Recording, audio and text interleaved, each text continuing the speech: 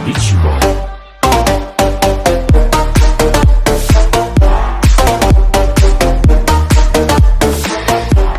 Salut à tous, c'est Jordi, on se retrouve aujourd'hui pour une toute nouvelle vidéo. Donc dans cette vidéo, on va parler donc du MCU, ce que c'est et qu'est-ce qui l'entoure par rapport au film Marvel. Donc j'espère que cette vidéo vous plaira. C'est parti.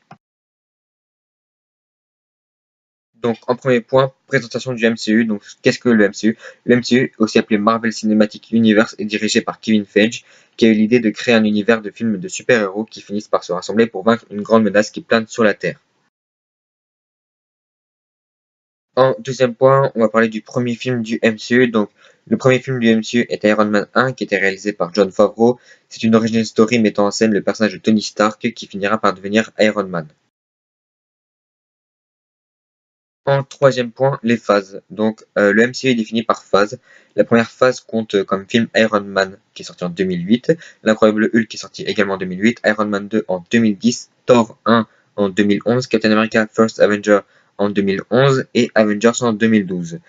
La seconde phase compte comme film Iron Man 3 en 2013, Thor 2 Le Monde des Ténèbres en 2013 également, Captain America Le Soldat de l'Hiver en 2014, Les Gardiens de la Galaxie Volume 1 également en 2014, Avengers l'Ère d'Ultron en 2015, Ant-Man en 2015 également.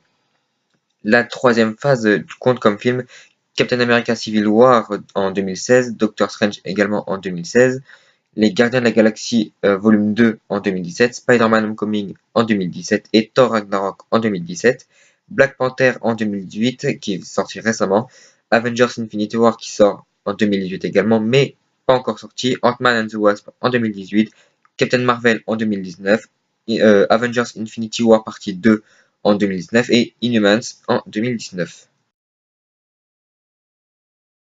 En quatrième point, pourquoi les X-Men, les 4 Fantastiques et Spider-Man sauf depuis Civil War ne font pas partie du MCU? Alors commençons par les X-Men.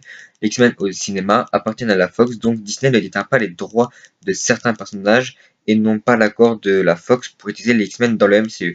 Sauf pour deux qui sont Wanda Maximoff et Pietro Maximoff, qui sont donc jumeaux, respectivement la Sorcière Rouge et Quicksilver. C'est pareil avec les 4 Fantastiques, ils n'appartiennent pas à la Fox, à Disney, je veux dire qu'ils appartiennent à la Fox, et on ne les verra pas du coup de sitôt dans le MCU. Et alors Spider-Man, alors j'entends déjà les rageurs dire oui mais Spider-Man il est dans Civil War et on voit Iron Man dans Homecoming, donc ça appartient au MCU, tous gris.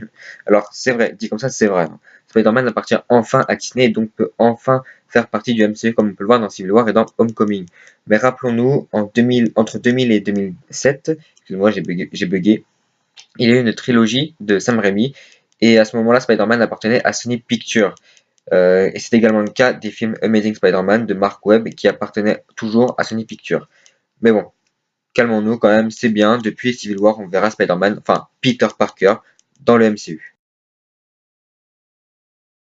En cinquième point, on parlera de Spider-Man New Generation. Donc désolé pour mon accent un peu dégueulasse, hein, je sais. Alors, comme précisé juste avant, on verra Spider-Man, ou plus ou moins Peter Parker, dans le MCU. Mais il n'y a pas que lui comme Spider-Man dans le monde de Marvel. En effet, il y a Ben Reilly par exemple ou Miles Morales. Et c'est de ce dernier qu'on va s'intéresser maintenant. Vous avez dû voir la bande-annonce du film Spider-Man New Generation, qui est un film animé, hein, pas un film avec des acteurs. Et ce dernier appartient toujours à Sony Pictures. Ça nous montre que Sony Pictures n'a pas laissé tous les droits de l'univers Spider-Man à Disney. Même s'il y a quelques références, par exemple dans Homecoming, on peut voir l'oncle de Miles Morales quand Spider-Man lui fait un interrogatoire un peu pourri, on va dire, dans un parking. En sixième point, on aborde Venom et Deadpool.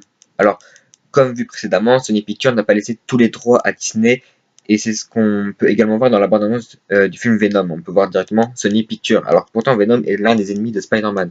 Malgré l'apparition de Peter Parker joué par Tom Holland, le même acteur que dans le MCU, il ne sera pas Spider-Man et n'attaquera pas Venom. Il sera là que pour une brève apparition. Et concernant le cas de Deadpool, alors Deadpool appartenant lui aussi à la Fox, vu que ça fait partie du monde des X-Men, il ne fait donc pas partie du MCU. En septième point, le rachat de la Fox. En effet, le rachat de la Fox par Disney ravit les cœurs des fans de Marvel. On est tous là à dire oui, enfin on croisera les X-Men avec les Avengers. Et ben non. ou tout du moins pas tout de suite. Même s'il est vrai que Disney rachète la Fox, l'adaptation cinématographique du monde des X-Men ou des 4 Fantastiques ne se fera pas avant longtemps. Il est vrai qu'on a hâte de les voir au grand écran faisant partie du MCU et avec des potentiels caméos ou petits rôles de personnages déjà présents dans le MCU, mais patience. Voilà, c'est la fin de la vidéo. N'hésitez pas à me dire dans les commentaires ce que vous en avez pensé. Et moi, je vous dis à bientôt pour un prochain Marvel Point. C'était le Gentil. Ciao!